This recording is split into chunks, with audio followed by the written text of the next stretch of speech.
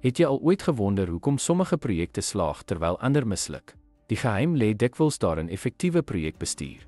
Dis die ruggraat van die bereiking van organisatoriese doelwitte en om te verseker dat elke stap in lyn is met die groter prentjie. Metodologieë is gestruktureerde benaderings soos agile of waterval. Standaarde stel kwaliteitskriteria en maatstawwe soos ISO-riglyne. Metodologieë verskaf spesifieke stappe terwyl standaarde gehalte verseker.